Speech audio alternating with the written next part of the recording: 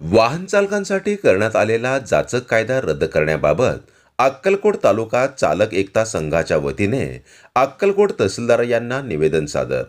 दिनांक 1 जानेवारी 2024 रोजी केंद्र सरकारने पारित केलेल्या हिट अँड रन कायदा तातडीने रद्द करावा आणि वाहन चालकांना न्याय द्यावा या मागणी संदर्भात अक्कलकोट तालुका चालक एकता संघाच्या वतीने अक्कलकोट तहसीलदार बाळासाहेब सिरसाट यांना निवेदन सादर करण्यात आले। यावेळी अक्कलकोट तालुका चालक एकता संघाचे अध्यक्ष विठ्ठल चव्हाण, उपाध्यक्ष सागर जाधव, इरफान खोजे, सचिव तेजस रंजुंजारे, सचिन साखरे, सुदर्शन चितोळे आदी उपस्थित होते। शिक्षेची जी तरतूद करत आहे 10 वर्ष कैद आणि 7 लाख रुपये दंड, हे आपल्यासारख्या सर्वसामान्य चालकाला झेपणार नाहीये।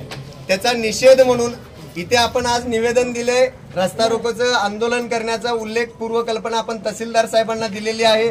त्यांच्या वेळेनुसार किंवा त्यांच्या परवानगीनुसार आपण ते ठरलेल्या दिवशी म्हणजे 3 तारखेला सकाळी 11 वाजता समर्थ शिवनेरी ढाबा अक्कलकोट सोलापूर रोड त्या ठिकाणी आपल्याला ते करायचं आहे। त्या हिशोबाने आपण ते करूया, कारण प्रत्येक सर्वसामान्य नागरिकाला ह्याला ड्रायव्हरला हे जे आहे कायदा, या कायद्यामधली तरतूद स्वीकारल्यानंतर, कायदा अंमलात आल्यानंतर ह्या गोष्टी सगळ्यात जड जाणार आहेत। कारण एखाद्या ड्रायव्हर बंधूला किंवा ड्रायव्हरला शिक्षा जर झाली तर त्याचं कुटुंबाने करायचं काय, हा प्रश्न आहे। दुसरी गोष्ट, 7 लाख रुपये जर आपल्या जवळ असतील तर आपण रात्रंदिवस डोळे फाडून ड्रायव्हिंग करायचा विषयच राहिला नसता। बरोबर आहे। आपल्याला पगारी आहेत 10-12 हजार रुपये महिन्याला, 10-12 हजार रुपये पगारी असताना आपण घर भागवायचं का दंडाची तरतूद करायची, दंड वसूल करणार आहेत म्हणून आपण भीतीपोटी ते पैसे गोळा करत बसायचे? यासाठी हा विरोध करायचा आहे आणि हा विरोध करण्यासाठी आपण निषेध निवेदन दिलेलं आहे। रास्ता रोको आंदोलन जे करणार आहोत ते 3 तारखेला 11 वाजता सर्वसामान्य टायमिंग त्यांनी दिल्यानंतर, आता पोलीस स्टेशनला जाऊन त्यांनी जी परवानगी दिल्यानंतर, टायमिंग दिल्यानंतर आपण सगळ्याला कळवू, त्या हिशोबाने आपण ते आंदोलन करणार आहोत।